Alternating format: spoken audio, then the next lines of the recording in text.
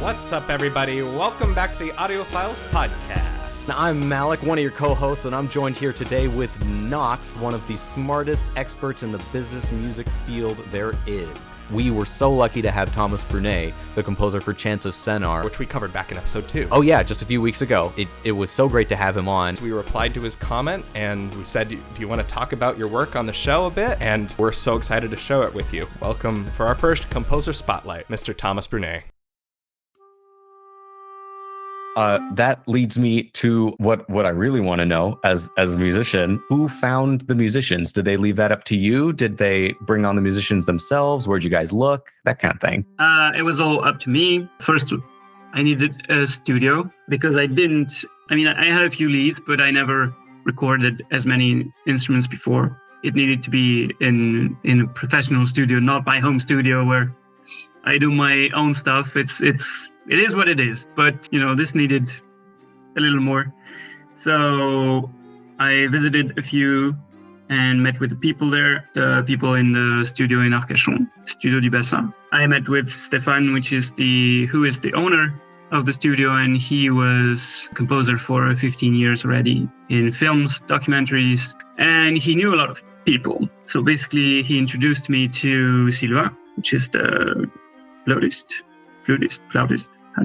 So Sylvain introduced then the entire ensemble because he knew basically everyone. He worked with tons of people. He's a very, very talented flutist, and he's been basically all over the area in the Southwest. I don't think you would find a better musician or a nicer person, actually. Yeah, it was also a very nice human experience, Did you write all the parts out in MIDI first? What was your process for that?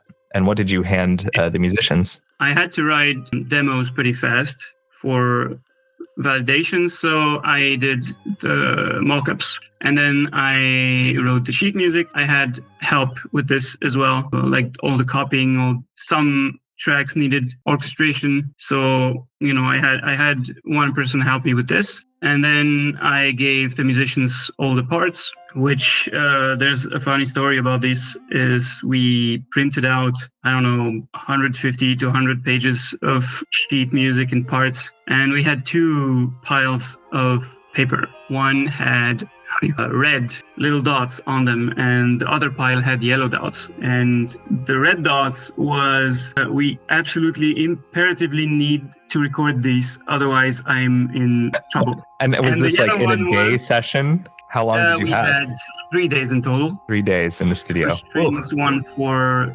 woodwinds, and an extra one for the clarinets and the vocals. And yeah, it was tight. Fortunately, we had international class musicians, which they went through the red pile like butter. And we didn't even touch the yellow pile because basically there was no time. So a lot of stuff is MIDI in the soundtrack because, that's what it is. And we ended up recording 11 instruments with 6 different musicians. And wow. It was a wild 3 days. It was awesome. I would recommend this to anyone.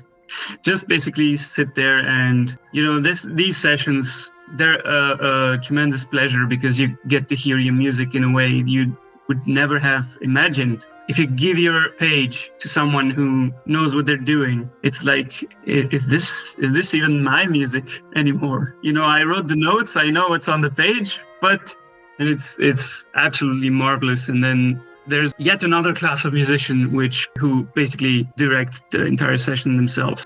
These people are like machines, not in the sense that they don't have human emotions. They are overflowing with human emotions, but they are machines in the sense that they hear through these pages. I mean, they're not the most complicated music ever, but still, they just sight read it. They have the right emotion, the right feel.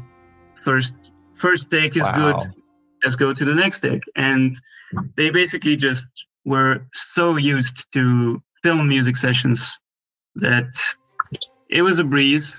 Although if you had asked me at that time, I would have said I'm about to crumble into pieces with stress and worry. But now I'm like, yeah, it was awesome. Would you say it's normal for the composer to get to sit in on these sessions, or were you a lucky few?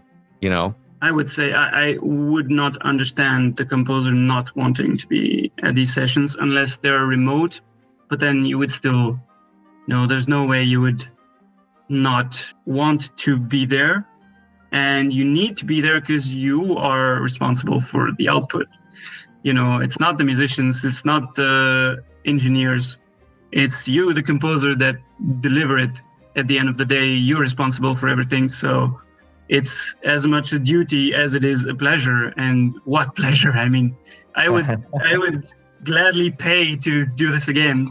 That's amazing. When you were in the studio, were there things that you heard that you were like, this doesn't work? Or were you things that like, oh, I got to add this or anything like that? Or was it exactly the way you were hoping to turn out the first swing? Most of the takes were really good.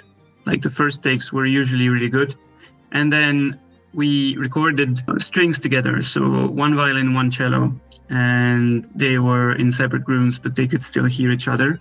And they would just sight read one take and then lay down their instrument and say, did you not, were you not a little bit low on that E flat at measure 39?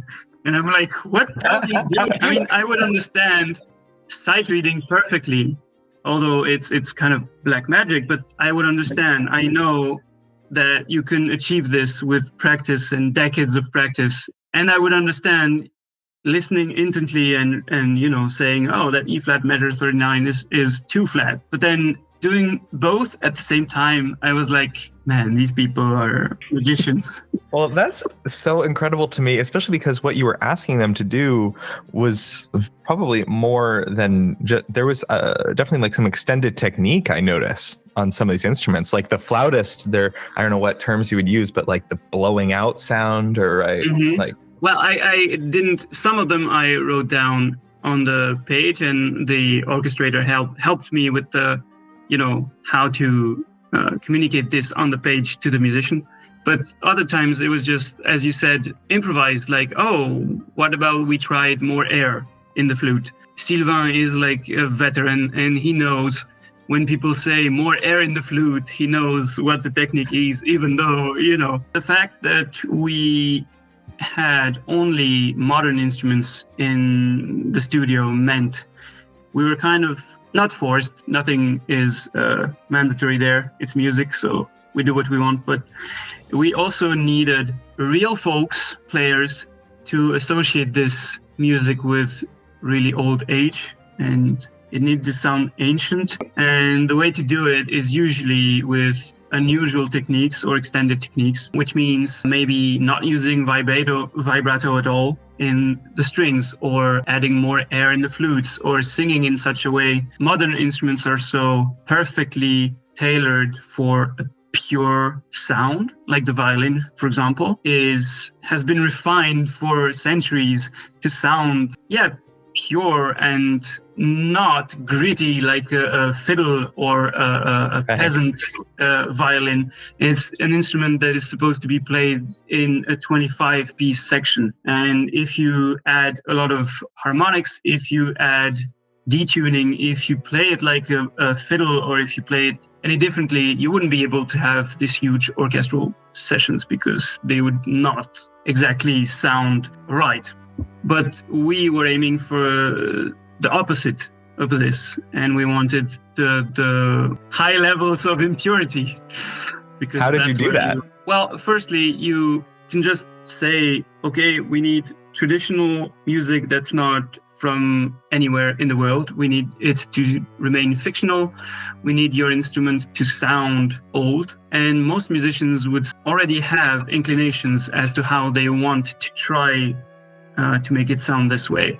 And by doing this, you also allow your music to resonate in a way that wouldn't be possible if you told them, okay, I want this extended technique, and I want this note to sound like this, and I want you to stop here, and I want you to do this and do that. So the first ingredient, I would say, is to let the musicians exercise their craft. They've been waiting for these kind of moments for decades. Experimentation is the key, and trust also.